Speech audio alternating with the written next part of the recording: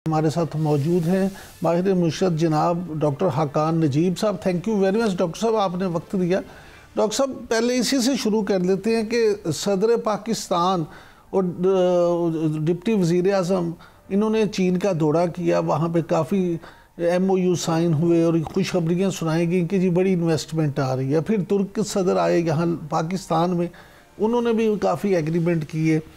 अब सऊदी अरब और पाकिस्तान के वज़रा ख़जाना जो हैं उन्होंने भी मुलाकात में इस अज़्म का अदा किया कि जी तजारत का फ़रोग जो है वो किया जाएगा। तो असल बताएं हकीकत के होने क्या जा रहा है, क्या वाकई ही पाकिस्तान में इन्वेस्टमेंट आ रही है या सिर्फ अभी बातें ही हैं?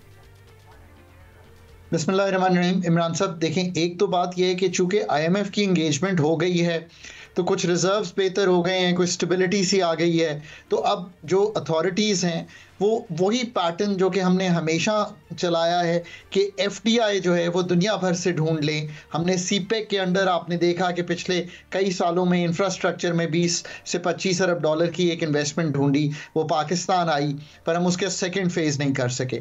तो जहाँ तक सऊदी अरेबिया का ताल्लुक है, उससे तो अभी 1.2 बिलियन डॉलर की आपने एक ऑयल फैसिलिटी साइन की है।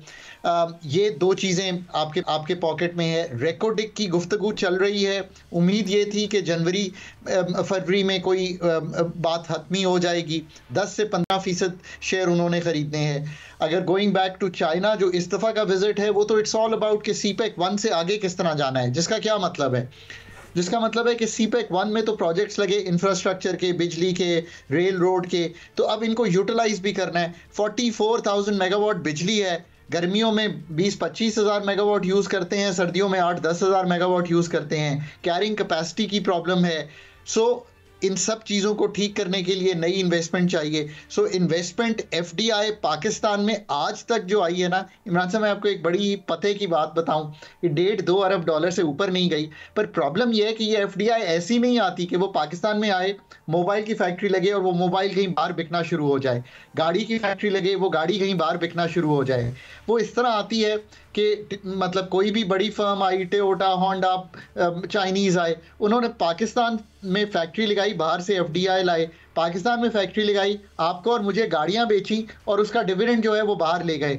सो हमें सोचना है कि ये FDI किस किस्म की आनी है। हमने एक्सपोर्ट ओरिएंटेड FDI को कभी टारगेट ही नहीं किया। सो एक तो ये बात, CPEC का सारा इंफ्रास्ट्रक्चर लग गया। मैं अभी कह रहा था 44,000 मेगावाट बिजली लग गई।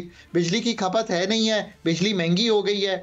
इंडस्ट्री जब तक लगेगी नहीं, बिजली की यूनिट्स बिकेंगे नहीं, तो आपकी डिमांड बढ़ेगी नहीं, तो आपकी बिजली नहीं सस्ती होगी। सो CPEC 2 की लेट्स होप के आगे हम बढ़ सकें। डॉक्टर साहब, आप बार बार बिजली का जिक्र कर रहे हैं, तो एक खबर ये है कि दर्जनों फीडर्स ऐसे हैं डिस्कोज के जिनमें जून तक अगस्त 80 से 90% लाइन लॉसेस का इंकशाफ हुआ है। तो आप ये बताएं कि अगर ये होगा तो हमारा कैसे ख्वाब पूरा होगा? तो पिछले साल अगर मैं आपको एग्जैक्ट फिगर दूं, जो अथॉरिटीज़ ने बताया है वो है कि 600 अरब रुपए के, यानी कि 2 बिलियन डॉलर का T&D, ट्रांसमिशन एंड डिस्ट्रीब्यूशन, जो आप लॉस कह रहे हैं, मिलाकर किसके साथ, जो आपको और मुझे बिल आया और जो कलेक्शन 10-12% नहीं हुई, तो 600 अरब का नुकसान है। अगर मैं ये आपको कहूँ कि ऐसे लगता है कि 500-600 अरब का नुकसान दोबारा इस साल में हो सकता है अगर लाइन लॉसेस ना कंट्रोल हुए और अगर कलेक्शंस वापस 95% तक ना गई। तो ये बात आपकी दुरुस्त है इमरान साहब, बात बड़ी क्लियर है। जिस सेक्टर को गवर्नमेंट ने चलाया है, चाहे वो गैस हो चाहे वो बिजली हो, आप उसके लॉसेस देखें, इनएफिशिएंसीज देखें, कंपेटिटिव बिहेवियर नहीं है, कोई मार्केट्स नहीं है। जिस सेक्टर को, टेलीकॉम को, आपका सेक्टर है GNN, बहुत से चैनल हैं, आप compete करते हैं, अच्छे हैं, एडवर्टाइजमेंट भी मिलेंगे, अच्छे हैं, व्यूअरशिप भी मिलेगी। नहीं अच्छे हैं, लोग नहीं आपको पसंद करेंगे।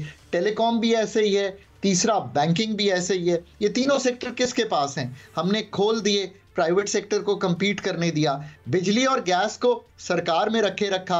आप सोचें अगर बैंक हमारे पास होते तो आज बैंकों का नुकसान ही भरते भरते थक गए हो। अच्छा डॉक्टर साहब, इंटरनेशनल फाइनेंस कॉरपोरेशन ने ये इंदिया दिया है कि जो पाकिस्तान में अगले 10 साल में 2 अरब डॉलर सालाना के हिसाब से सरमायाकारी करेंगे।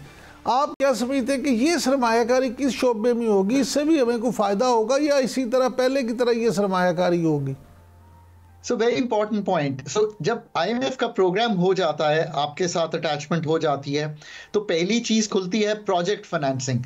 सो पहले मैं उसका जिक्र कर दूं, अगर आपको याद हो तो आज से कुछ दिन पहले वर्ल्ड बैंक ने भी एक 10 साल पे मुहित $2 अरब की कमिटमेंट की थी। सो वो फंडिंग आती है प्रोजेक्ट्स और बजट सपोर्ट में, बिल्कुल ऐसी आई। एडीबी ने भी सिमिलर किया। ये सेकंड स्टेप होता है आईएमएफ के बाद।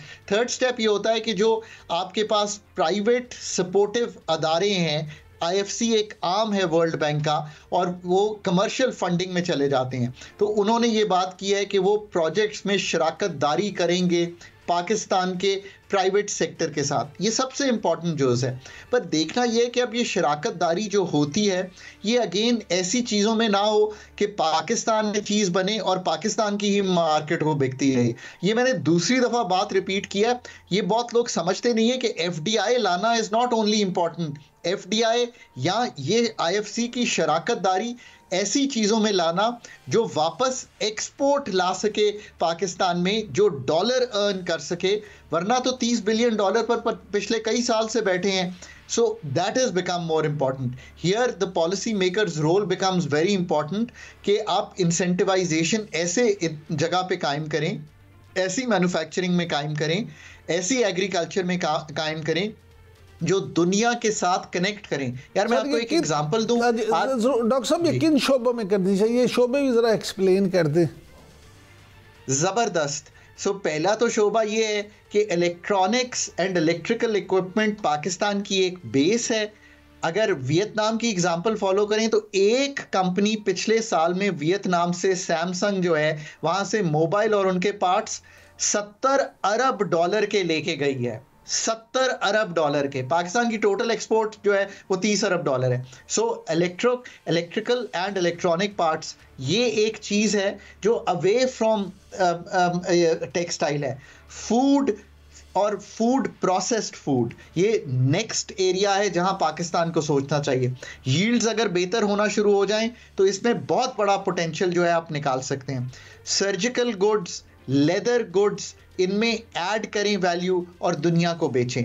और अगर वियतनाम मोबाइल एक्सपोर्ट कर सकता है तो पाकिस्तान क्यों नहीं कर सकता? होता यह है कि मोबाइल बनते हैं पाकिस्तान में ही बिक जाते हैं, और फिर यार इस क्वालिटी की कोई गाड़ी तो बनेगी ना पाकिस्तान से, कि सारी गाड़ियां इस क्वालिटी की भी नहीं बन सकती जो ईस्ट एशिया में बिक सके। So think about those areas. So upgrade करें अपने जो लोग हैं। ये जो ट्रायंगल है, गुजरात, सियालकोट, और इनमें जो सारा आपके पास गुजरांवाला, जो इतना बड़ा पोटेंशियल है कि ये ग्लोबल वैल्यू चेन का पार्ट बन सके। लेकिन डॉक्टर साहब यहाँ पे एक इशू ये भी है कि मैं ज़ाती तौर पे जानता हूँ कि पाकिस्तान में 2 ऐसी मोबाइल्स कंपनी शुरू हुई जहाँ पे ये अच्छे म्यार के जो एक्सपोर्ट क्वालिटी मोबाइल भी बनना शुरू हुए। चले हम ब्रांड का नाम नहीं लेते, लेकिन जब हुकूमत ने इंपोर्ट पे पाबंदी लगाई और चीज़ें रुकी तो वो बेचारे आंसुओं के साथ रोकते थे कि जी हमारा माल ही नहीं आएगा, हम बनाएंगे क्या और एक्सपोर्ट क्या करेंगे। सो इमरान साहब, आपने बहुत इंपॉर्टेंट पॉइंट इसलिए सामने रख दिया है कि मैक्रो इकोनॉमिक स्टेबिलिटी, जिसका मतलब है कि डॉलर रिजर्व्स इतने हों कि जो आपकी इंपोर्ट कंफर्टेबल रॉ मटेरियल की चाहिए, इंपोर्ट इनपुट्स चाहिए, उसको कवर करते हों, वो नहीं थे। यार इमरान साहब, गो बैक 14-18 महीने $3.5 अरब के रिजर्व्स पे खड़े थे। एक माह की भी इंपोर्ट कवर, $5-5.5 अरब की इंपोर्ट है पाकिस्तान की, एक माह का भी इंपोर्ट कवर नहीं था। डिफॉल्ट की गुफ्तगू हो रही थी। अल्हम्दुलिल्लाह वहाँ से निकल आए हैं। इसीलिए you know my point of view on IMF was always very clear. IMF करेंगे, मैक्रो स्टेबिलिटी आ गई है।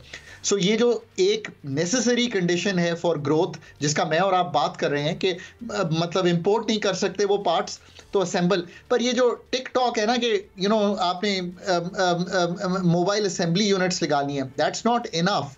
Mobile assembly units, manufacturing in Pakistan and to sell abroad has become more important. अब जितनी भी नई चीज़ें आनी है, स्पोर्ट्स गुड्स है, इंटरमीडिएट टेक्नोलॉजी एंड सर्विसेज है, आपका लेदर गुड्स है, एग्रीकल्चर एंड फूड है, मैंने ये बड़े की एरियाज। फिर सारा इतना बड़ा कोस्ट लाइन है पाकिस्तान की, आपने आज तक ये क्यों नहीं सोचा कि आपने श्रिम्प्स वहीं पे करके दुनिया में बेचने हैं? इतनी बड़ी कोस्ट लाइन है, हमने तो उसको कभी जैसे कहीं एक्सप्लॉइट ही नहीं किया। सो ये अब हमने उन 5 सेक्टर्स की गुफ्तगू आज की है which are beyond textile and apparel. मैंने उसका जिक्र नहीं किया, वो तो ऑलरेडी बड़े लोग हैं, रसाई रखते हैं, पर वो पंखे बनाने वाला रसाई नहीं रखता, इसलिए हम आज उसकी गुफ्तगू कर रहे हैं कि उसको ग्लोबल वैल्यू चेन का किस तरह पार्ट बनाना है। यार अगर कोई लो हैंगिंग फ्रूट है इस सब में तो वो ये है कि आप अगर वीट, राइस, मेज़, इन 3 की अगर आप अपनी पैदावारी सलाहियत को ठीक कर लें तो आप car countries, central Asian republics और जो मिडल ईस्ट है इसमें अपनी जो फूड की सेल है जो 5-7 अरब डॉलर को क्रॉस नहीं करती फूड एंड एग्रीकल्चर को, इसको बढ़ा सकते हैं। एक मज़े की बात बताऊं, हलाल मीट सबसे बड़ा एक्सपोर्टर साउथ अमेरिका का एक मुल्क है जहाँ पे कोई हलाल खाता ही नहीं है, पर वो दुनिया का सबसे बड़ा हलाल का एक्सपोर्टर है। So think about these things.